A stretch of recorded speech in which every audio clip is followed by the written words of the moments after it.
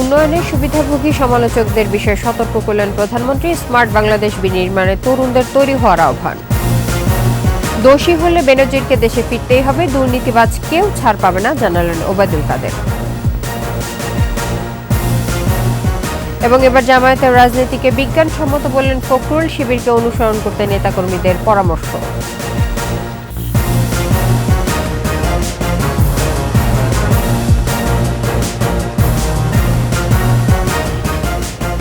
শুনছিলেন first security ইসলামী bank PLC সংবাদ শিরোনাম। আমন্ত্রণ রাতের 21 সংবাদে, আপনাদের সঙ্গে থাকছে ইসরাত জাহান। দর্শক, 21 টেলিভিশনের সংবাদ একই সাথে সরাসরি দেখতে পাবেন আমাদের ফেসবুক পেজ www.facebook.com/2124 অনলাইনে।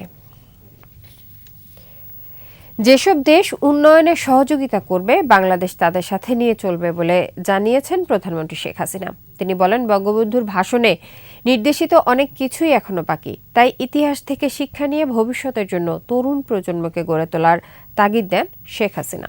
আকবর হোসেন সুমনের রিপোর্ট।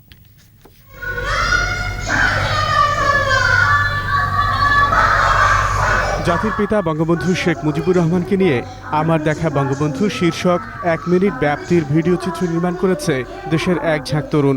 নিজের হাতেই জাতীয় পর্যায়ের এই প্রতিযোগিতায় অংশ নেওয়া নির্বাচিতদের সম্মাননাপত্র ও আর্থিক পুরস্কার দিয়েছেন প্রধানমন্ত্রী শেখ হাসিনা। বাংলাদেশ সৃষ্টি ও নেপথ্যের ইতিহাসে বঙ্গবন্ধু শেখ মুজিবুর রহমানের অবদান তুলে ধরেন প্রধানমন্ত্রী। অর্থনৈতিক মুক্তি ও মৌলিক অধিকার প্রতিষ্ঠায় জাতির পিতার নির্দেশনা বাস্তবায়নের অঙ্গীকার করেন সরকার প্রধান। রাজনৈতিক মুক্তি তিনি দিয়ে গেছেন, অর্থনৈতিক মুক্তি পেতে হবে।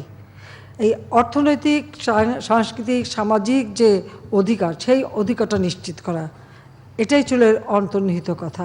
উন্নয়ন অগ্রযাত্রার সুবিধাভোগী এক শ্রেণীর সমালোচকদের বিষয়ে সতর্ক করেন প্রধানমন্ত্রী। বাংলাদেশে কিছু মানুষ আছে, তাদের সব কিছুতেই কিছু ভালো লাগে না।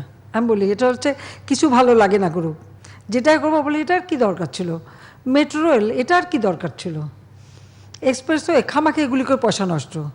তো এরকম ধরনের মানুষ কিন্তু নেতিবাচক মনোভাব নিয়েই তারা চলে। তারা সব কিছু আবার যখন তৈরি করি তখন দেখি খুব ভালো করে সেগুলো আবার খুব মজা করে আবার ব্যবহার করে, এটাও আবার আমি দেখি। স্মার্ট বাংলাদেশের মূল সৈনিক তরুণ প্রজন্মকে ভবিষ্যতের জন্য নিজেদের গড়ে তোলার আহ্বান জানান বঙ্গবন্ধু কন্যা। ইতিহাস থেকে আমাদের শিক্ষা নিতে হবে, কিন্তু আগামী দিনের পথ চলা আমাদেরকে খুঁজে বের করে আমরা যেন আরও সুন্দরভাবে বিশ্বের সাথে তাল মিলে কীভাবে দেশকে এগিয়ে নিয়ে যেতে পারি, সেইভাবে কিন্তু নিজেদেরকে প্রস্তুত করতে হবে। এবং শিক্ষার দিকে আসলে শিক্ষা ছাড়া কখনো এটা সম্ভব না। শিক্ষা ছাড়া কোনোদিন একটা জাতিকে দারিদ্র্যমুক্ত করা যায় না। শিক্ষাই হচ্ছে সবথেকে বড় অর্জন। বন্ধুত্ব ও শান্তি বজায় রেখেই বিশ্বের সঙ্গে তাল মিলিয়ে বাংলাদেশকে এগিয়ে নেবার আশ্বাস দেন প্রধানমন্ত্রী। আমরা যুদ্ধ চাই না, সকলের সাথে বন্ধুত্ব চাই, এবং সেই বন্ধুত্ব রেখেই কিন্তু আমি এগিয়ে যাচ্ছি। কার দেশের সাথে কার দেশের ঝগড়া সেটা আমার দেখার দরকার নাই। আমার নিজের দেশের উন্নয়নটা আমার আগে দরকার। আমার উন্নয়নে যারা সহযোগিতা করে আমি তাদেরকে নিয়ে চলবো। আকবর হোসেন সুমন, 21 টেলিভিশন, ঢাকা। দুর্নীতিতে অভিযুক্ত সাবেক পুলিশ প্রধান বেনজির আহমেদ বিদেশে থাকলেও বিচার চলবে বলে জানিয়েছেন আওয়ামী লীগ সাধারণ সম্পাদক ওবায়দুল কাদের।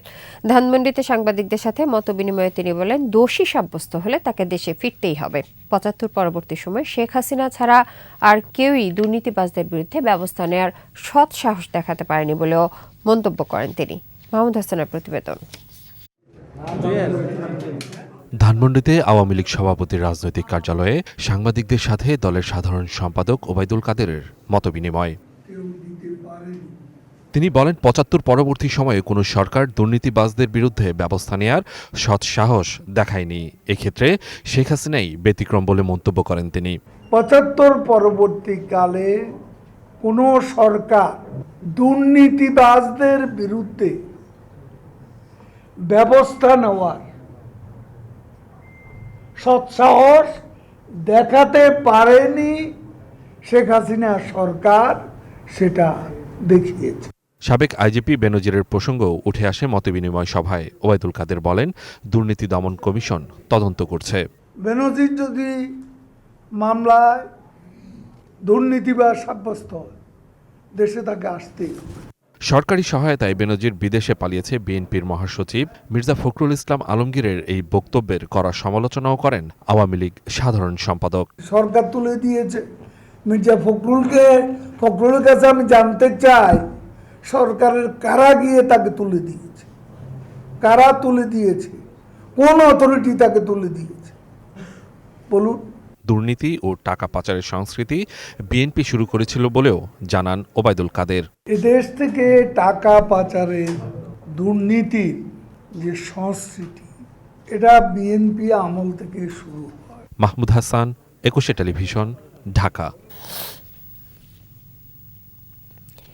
এবার জামায়াতের রাজনীতির সাফাই গাইলেন বিএনপি মহাসচিব মির্জা ফখরুল ইসলাম আলমগীর। জাতীয় প্রেসক্লাবে এক আলোচনায় অংশ নিয়ে তিনি বলেন, জামায়াতের রাজনীতিতে বিশ্বাস না করলেও তাদের রাজনীতি বিজ্ঞানসম্মত। জামায়াত কর্মীদের অনুসরণ করতে নিজের দলের কর্মীদেরও আহ্বান জানান তিনি। সরকারের জবাবদিহিতা নিয়েও প্রশ্ন তুলেন বিএনপি মহাসচিব। তার অভিযোগ, রাষ্ট্রের গুরুত্বপূর্ণ দায়িত্বে থাকা ব্যক্তিরা দুর্নীতিতে নিমজ্জিত। সরকার পতনের আন্দোলনের প্রস্তুতি নিতে নেতাকর্মীদের আহ্বানও জানান মির্জা ফখরুল।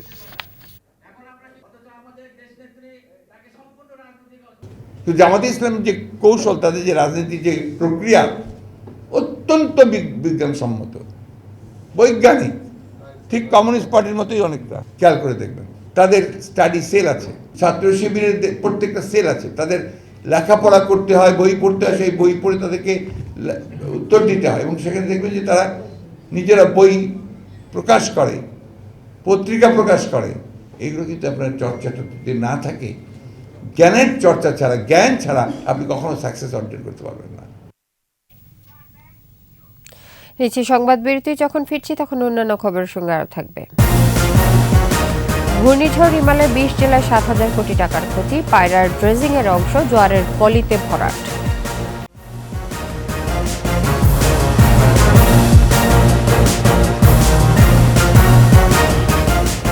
আবার আমন্ত্রণ, দেখছেন রাতের 21 সংবাদ। ঘূর্ণিঝড় রিমালে দেশের 20 জেলায় 6,880 কোটি টাকার মতো ক্ষতি হয়েছে। টানা 36 ঘন্টার তাণ্ডবে এইসব জেলার রাস্তাঘাট, বেড়িবাঁধ, ঘরবাড়ি ও সামাজিক প্রতিষ্ঠান ক্ষতিগ্রস্ত হয়েছে। আন্তঃমন্ত্রণালয় সভা শেষে সংবাদ সম্মেলনে প্রতিমন্ত্রী মুহিবুর রহমান আরও জানিয়েছেন, উপকূলের বেড়িবাঁধগুলো সবচেয়ে বেশি ক্ষতিকরের মধ্যে পড়েছে। এমনকি পায়রা বন্দরের ড্রেজিং করা অংশ পলিতে ভরাট হয়ে গেছে। রিমালের জোয়ারে রিপোর্টে বাকিটা জানাচ্ছেন মোহাম্মদ নুরনবী। দিন যত যাচ্ছে স্পষ্ট হচ্ছে ঘূর্ণিঝড় রিমালের ক্ষয়ক্ষতি। মোট 18 জনের প্রাণহানি হলেও অন্যান্য ক্ষয়ক্ষতি অঙ্কের হিসেবে বের করা কঠিন। তবুও সংশ্লিষ্ট মন্ত্রণালয়ের তথ্য উপাত্ত নিয়ে আর্থিক মূল্যের একটা সংখ্যা দাঁড় করিয়েছে দুর্যোগ মন্ত্রণালয়।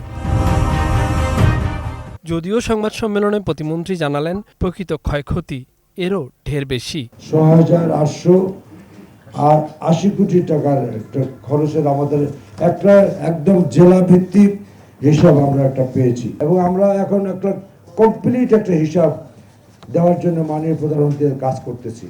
আজকেও আমরা সব মন্ত্রণালয় হিসাব পুরোপুরি পাই নাই বলে আরেকটা মিটিং আমরা 9 তারিখ দিয়েছি। প্রতিমন্ত্রী জানান, উপকূলীয় এলাকার বেড়িবাঁধগুলো ভেঙে তো গেছেই, ঘের মালিকদের শত শত কোটি টাকার বিনিয়োগ ভেসে গেছে রিমালের তাণ্ডবে। উপকূল এলাকায় ঘেরের মৎস্য সম্পদের ব্যাপক ক্ষতি হয়েছে।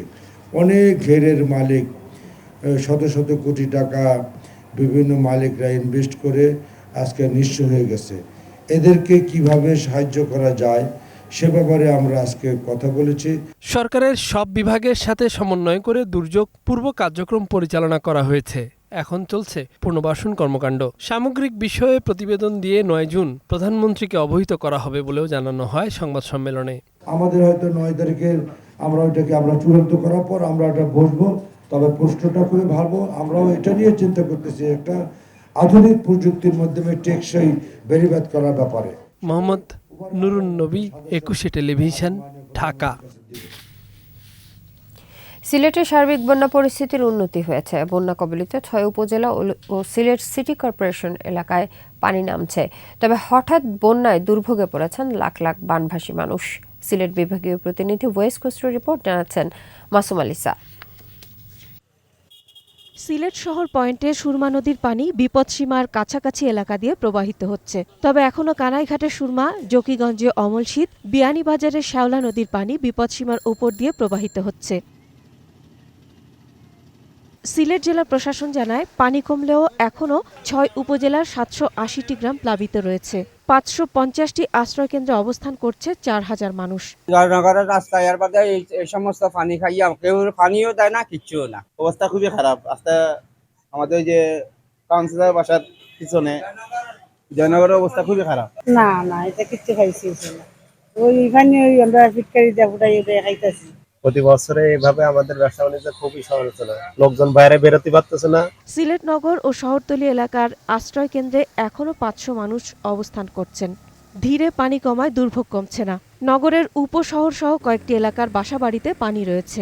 মানে মেয়র আছেন, তারা কি দৃষ্টি আকর্ষণ করছি যে তান এগুলো পরিষ্কার মানে যেভাবে করা যায় আর কি, আর ড্রেন গুলা পরিষ্কার করা যায়। ঘরে দুয়ারে পানি উঠিয়া, তারপরে বাসা বাড়িতে আমাদের দোকানের মানে ভিতরে সহ পানি। সুরমা নদীর পার্শ্ববর্তী যে এলাকাগুলোতে বন্যার প্রাদুর্ভাব হয় ও ভয়াবহ বন্যা, বাসা বাড়িতে পানি নিমজ্জিত হয়। আমি মনে করি এটা স্থায়ী সমাধানের প্রয়োজন।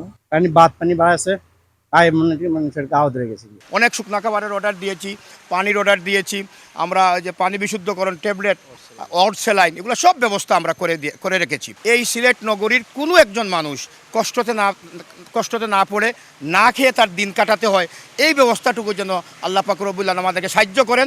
এদিকে বন্যার পানি কমায় ভেসে উঠছে ঢলের তাণ্ডবের ক্ষতচিহ্ন। আকস্মিক এই বানের তোড়ে বহু সড়ক ক্ষতিগ্রস্ত হয়েছে। মাসুম আলিসা, 21 টেলিভিশন। আর এর সাথে শেষ করছি রাতের 21 সংবাদ। তবে যাবার আগে ফার্স্ট সিকিউরিটি ইসলামী ব্যাংক পিএলসি সংবাদ শিরোনামগুলো আরও একবার। উন্নয়নের সুবিধাভোগী সমালোচকদের বিষয়ে সতর্ক করলেন প্রধানমন্ত্রী। স্মার্ট বাংলাদেশ বিনির্মাণে তরুণদের তৈরি হওয়ার আহ্বান। দোষী হলে বেনজিরকে দেশে ফিরতেই হবে, দুর্নীতিবাজ কেউ ছাড় পাবে না জানালেন ওবায়দুল কাদের।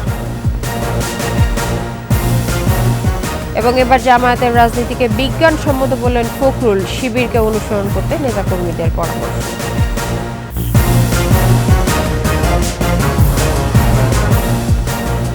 সর্বশেষ খবর জানতে ডায়াল করুন 2021 নম্বরে, আর ভিজিট করুন 21-tv.com এই ওয়েবসাইটে। এছাড়া ফেসবুকে ভিজিট করতে পারেন facebook.com/2124 অনলাইনে। 21-এর খবর দেখুন আর 21-এর সাথেই থাকুন।